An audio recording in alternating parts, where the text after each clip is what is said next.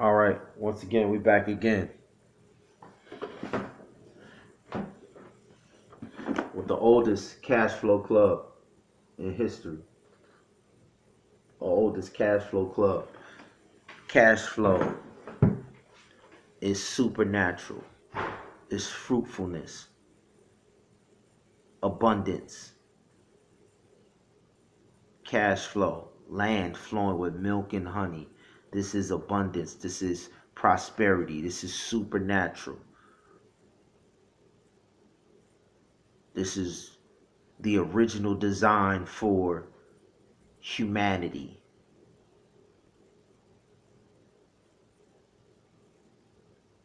The opposite is stagnation, poverty, a small group called the haves, and the masses being exploited called the have-nots. And so this cash flow club that we're putting together, we're trying to take as many people who want to get out of the have-nots, who want to flip, turn the tables on the haves, who want to turn back on prosperity. You got to compete. You got to get in the game. But first, you got to know that there's a game being run. You got to know the opponent, and the plays of the opponent have been successfully running on you to be able to compete, avoid the pitfalls and the plays that they're running at you, and then be successful in scoring and putting points on and dominating the opposition and the competition. Monopoly wants to control all of the wealth. Cash flow breaks monopolies and brings fruitfulness back, replenishes fruitfulness and prosperity. And we have a generation of young people who want to prove that our roots and our ancestors, this is where we come from. And it's artificial and it's unnatural to have all of the talents in the world, all of the gifts, and not profit from it, not control any of it. So how do we get here?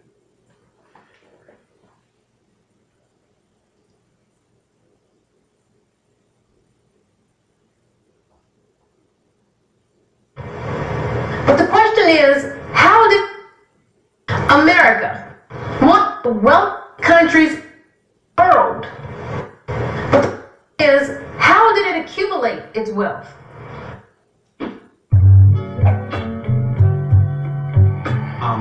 This is a nation founded on genocide and built on the backs of slaves. All right. So we started with a racial problem. We tried to actually eliminate one entire race. The Confederacy acquired their wealth off of the backs of our ancestors. And even then, it's reduced to just a few slave owners who saw a real benefit. No. Chattel slavery of blacks benefited the South, but just as much it benefited the North and all of America and its many European immigrants.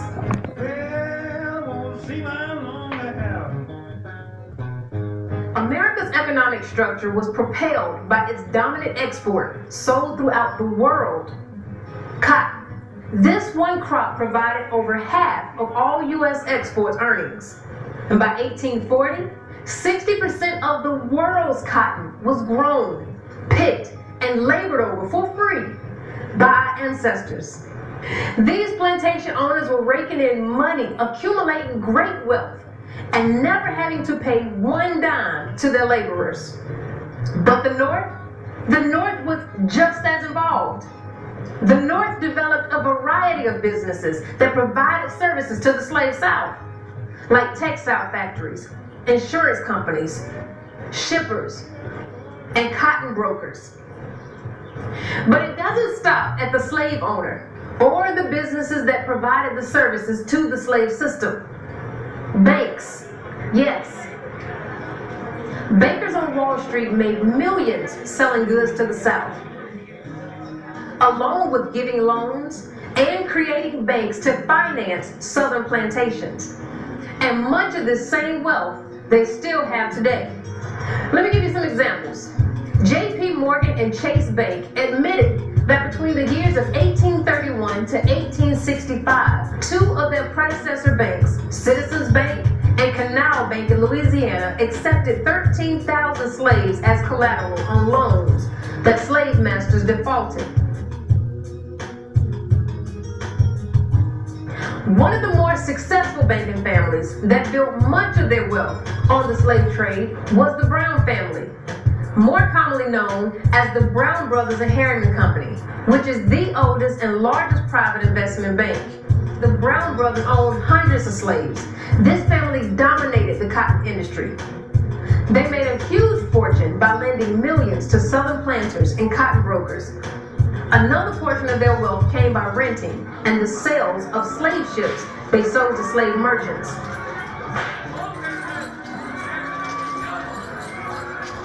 They served as one of the most important sources of capital in foreign exchange in the U.S. economy. Wachovia Bank, recently acquired by Wells Fargo, also profited heavily off of this cruel system. Mayer Rothschild, a German banker and the founder of the Rothschild banking dynasty, which is believed to have become the wealthiest family in human history, made enormous gains by using our ancestors as collateral. The insurance industry also saw great benefits from slavery. Companies like AIG, Aetna, New York Life were the forerunners in this industry. But see, it's also very important to note that these same plantation owners and business owners would donate large sums of this wealth in order to train their children and the next generation on containing the wealth. For example, Harvard. Harvard was built due to large amounts of money given by Isaac Royal, a plantation owner in the Caribbean islands of Antigua, who made a massive fortune off of his many sugar plantations. Yale was able to build its famous library and establish its prestigious scholarship program. Princeton. By the mid-1700s, many of its students were sons of plantation owners. Brown University, named after the famous slave owner banker, the Brown Brothers. A large portion of this campus was built with slave labor. And these are just a few of the many institutions that was built with slave money. See, these men will be looked at as great businessmen, philanthropists. But in actuality, they were securing the wealth of their future by training and educating the next generation that would take over their plantations and their businesses, and even become government officials, responsible for creating laws, regulations, and policies that would keep blacks fighting for human rights and access to this stolen wealth for decades. For decades after slavery, blacks have fought against. You get the idea.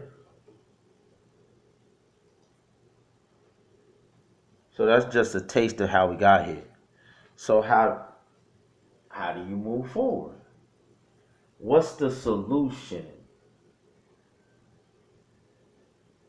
What is the solution?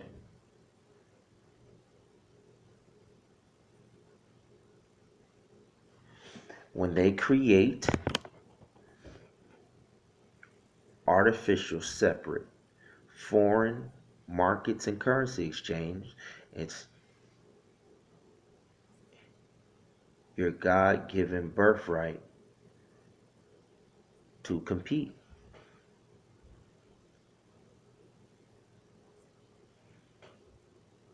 And this is how you compete. You get the knowledge, you get the financial. I want you to grab a pen and paper. All right, grab a pen and paper. So I want to share something with you. Maybe you've seen it. You compete by empowering yourself and future generations with the same identical knowledge to enter into any market, and then you take the time to develop the skills in yourself and others around you to develop the skills to be able to compete in those markets that they've created.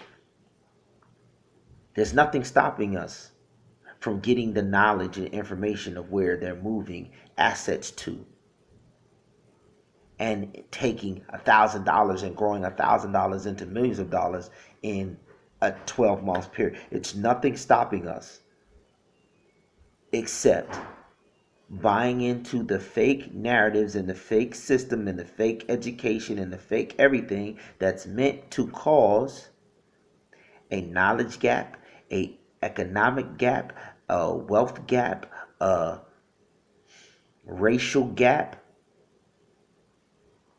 a crime and violence poverty gap. So once again, if you are an individual interested in developing the knowledge and the skills and then being used to train and groom a future generation with other people's money and other people's seed, the future generation that you mentor, if you want to be trained on how to be inserted into that pipeline to help the next generation learn these skills and abilities like this gentleman is doing right now. He went and got the knowledge. He went and got trained. He went and got financial literacy and became an expert and a credible multi-millionaire, and then came back to our people to share what people are not sharing with our people so that we can compete. And all we have to do is what? Be willing to get the knowledge. All right, and compete. Before, but I'm going to share it with you a little bit different from what it is that you've seen before. Now, if you don't have a pen and paper, look to somebody on your left and right and borrow money from them. All right, so I want you to follow me on this. How many of you are familiar with Robert Kiyosaki? How many of you guys know who Robert Kiyosaki is? He wrote the book Rich Dad Poor Dad. All right? He talks about the cash flow quadrant. All right? He talks about the cash flow quadrant. Cash flow quadrant. And there are 4 categories. All right? Now, all of us in this room, at one point or another, maybe presently or in the past, have fit into one or more of these categories. All right? The first category would be the employee. How many of you have ever been an employee? Don't be ashamed, raise your hand. All right? And then you also have self-employed. How many of you have ever been self-employed? You work for yourself. All right? And then he says you have business owner. And then you have investor. All right? Now, 60% are here, 35% is here, 4% is here, and 1% is here. You guys with me? Yeah. Now, this is what he says. Robert Kiyosaki says you want to be on the right side of money. Right. How many want to be on the right side of money? Right. All right. Now, what I'm sharing with you right now doesn't necessarily have anything to do with iMarkets Live. It does, but it doesn't. All right? Because if you get this, whether you decide to be a part of what it is that we're doing or not, it will give you a different way of thinking when it comes to money. Does that make sense? Yes. Now, I'm assuming that all of you here would like to earn more money? Right. You can respond. Yes. Okay. I'm assuming that. All right. So we are going to talk about money today. Now, let's talk about this one right here. Employee. Being that 60% of the population around the world, let's just say in the United States, are in this category, how does it work when you're an employee? What you're doing is you exchange hours, right, for dollars. Correct? Correct. You exchange your time for money. Right. Right? And the danger in that, you probably want to write this down, is that eventually I'm going to run out of time. Wow. I know you're special. I know you're God's child. But you are going to run out of time at some point. So when you run out of time, what do you run out of? Money. You run out of money. Okay? Now some of you may sit here and say, well, David, I'm on salary. That's even worse. Because you put way more time in than what you actually get paid. I mean, you would agree. If you're on salary, you know what I'm talking about, right? So bottom line, as an employee, as far as your ability to actually earn money is based on the time that you can put in. All right, so if you can't put that time in, what happens to your income? Oh, no. Right, if you don't go to work, like let's say Monday comes around and you decide I'm not going in. You don't call, you just decide, I went to the seminar and I heard Rudy Balsey talk about investing and I quit. What happens to your income? But it doesn't stop right away, right? Do you get a warning? Maybe. Maybe? I mean, how does it work? Tell me, guys. I haven't worked in 13 years. How does it work? When you don't go in, what happens? Do you get a phone call? Yes. Okay, and they say, what happened? Right. Right? You tell them what? What do you tell them? Right? Okay. Now, do they pay you for the day that you missed? No. So they dock it. That's right. That's what they call it. You dock your pay. So once again, your income is completely dependent on you actually working. That's right. If you can't work, no money. All right, you run out of time, no money. Do you want to stay? Listen,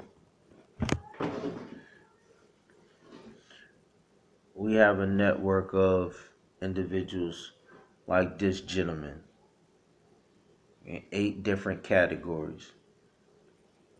Outside of the 9th category, which is our Archangel investors who created this whole break the cycle movement, who invested in these young people who are a part of this. On December the 8th, my youngest, my 7-year-old, decided he wanted to have a kid's day. But not just any kid. The Havillah, golden child. We call this Holywood Studios because image is everything. Image is everything. And somehow along the way, individuals have stolen our identity as rulers, kings, queens, having dominion. Image is everything. And somehow by beholding you become changed. And when Hollywood switched the image from kings and queens that built the kingdoms of the world, from Babylon to Nineveh to Egypt to Persia, somehow Hollywood flipped with Cleopatra and with Birth of a Nation and with Sambo and with Kunta Kinte and with the British coming in and defeating Shaka Zulu. That's nothing to celebrate. They broke the back of the Zulu nation. They broke the back of Africa. Somehow Hollywood switched. And by beholding Then they told a narrative over and over again. You have no history. You have no ancestry. You have no history. You have no ancestry. So my 7-year-old, because we've been telling since my 22-year-old that you could break the cycle, King. You could take back dominion. You could replenish the earth, subdue it. Serve in order to rule. Well done, my good and faithful servant. Fruitfulness and prosperity comes from serving humanity. Giving, just give, not taking. Give and you shall receive. It's the golden rule. So that's the child. The Havillah golden child. The Holywood stars. Not Hollywood stars. Hollywood switched the narrative. So in order to counteract, take back the image, we want to create a team of Hollywood stars producers. Individuals who recreate the original image and narrative. Who want to get in the team and suit up and help these little ones who now believe that they can have dominion again.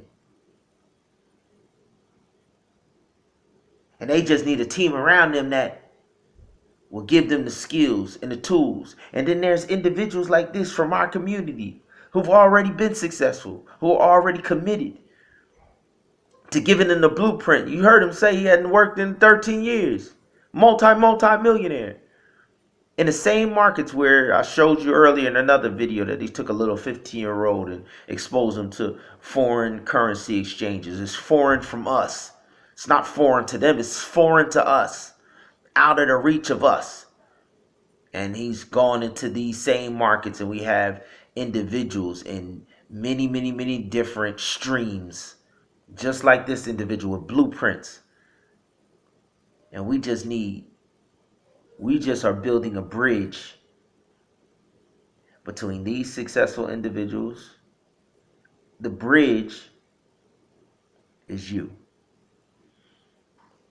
We want to pay individuals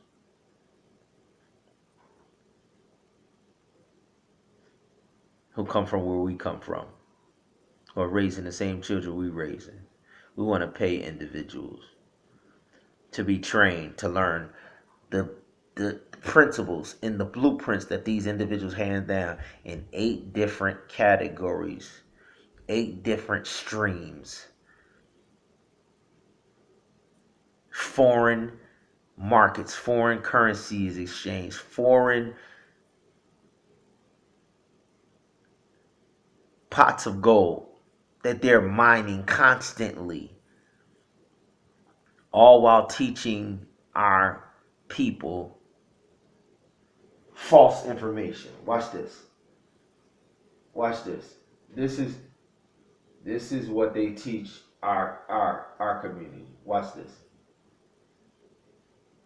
This is how you know the inequality gap, the income inequality gap is artificial and is created on purpose.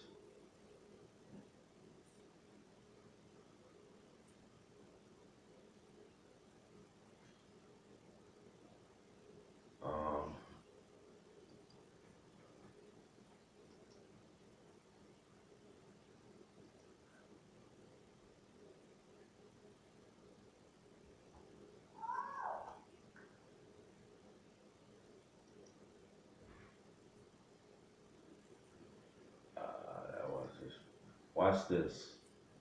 Watch this. You have people from our community still telling people after 2008 and 2009 when the major banks crashed the economy, you have people coming to our community and telling them,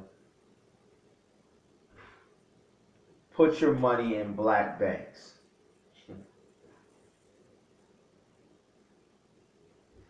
Put your money in black banks. Bank black.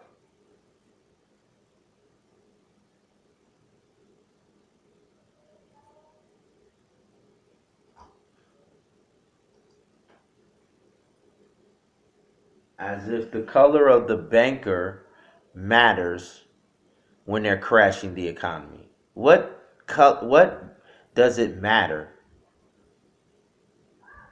if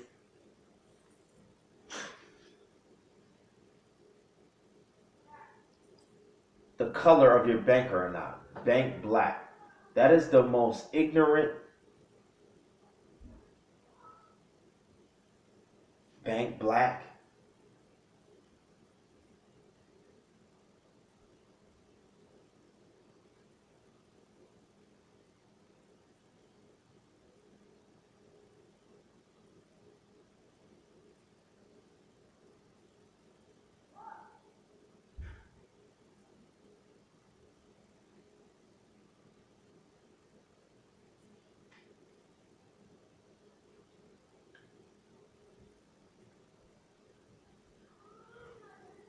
Or here you go. Here you go. Watch this. Watch this.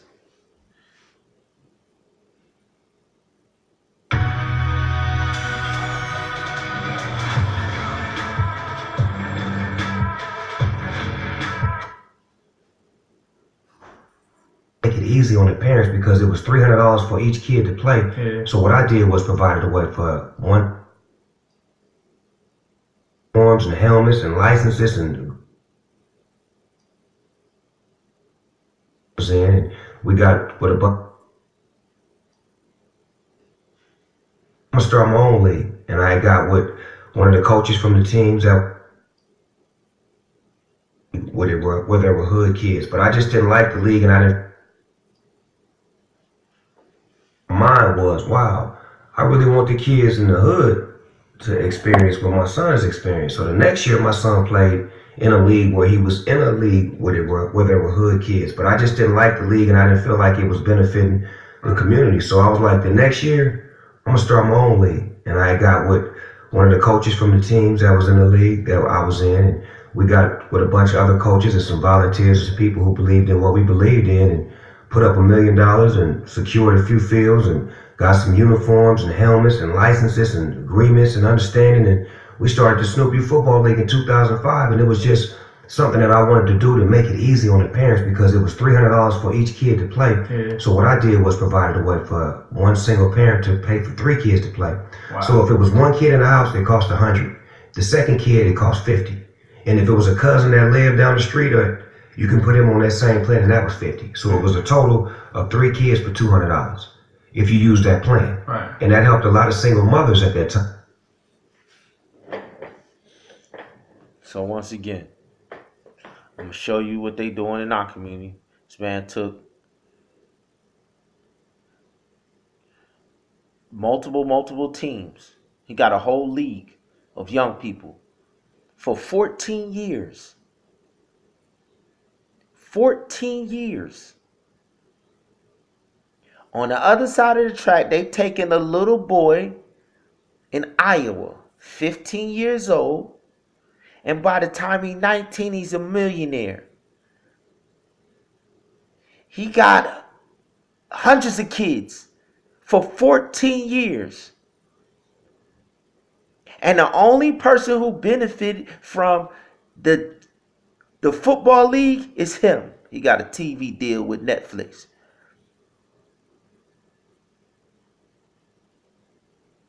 You tell me if that ain't on purpose. One group of kids is getting artificial performance enhancing grooming and investment. And our kids, who are the greatest talent in the world, are just being exploited. This is our community. Now let's look at where they're going and putting their money at, and who's going and putting their money elsewhere and making millions and millions and millions of dollars all while Snoop is wasting the time of our people. And all we saying is we're going to take the same time frame from 2020. We're going to take the same exact thing. We're going to recruit some investors. We're going to put some money together. We're going to get some uniforms. We're going to get some coaches. We're going to get some trainers. We're going to get some volunteers. We're going to put together some teams. We're going to create a league. And from 2014 to 2034, not only are we going to have them play in the league, but then we're going to take the financial principles that I've been talking about. And those same children, and those same mothers, and those same households, everybody in the households is going to get the access and the grooming and the ascension program that the 15-year-old gets in Iowa. Each and every person who wants it is going to get it. And over the 14-year period from 2020 to 2034, we're simply going to compete in the same markets that they're competing in, that they've called foreign currency exchanges because they kept them out of our reach up until now. And we're going to prove to you that the only reason our communities are the way they look is because individuals like you haven't been empowered to break the cycles in our communities, and individuals like this are allowed to keep exploiting.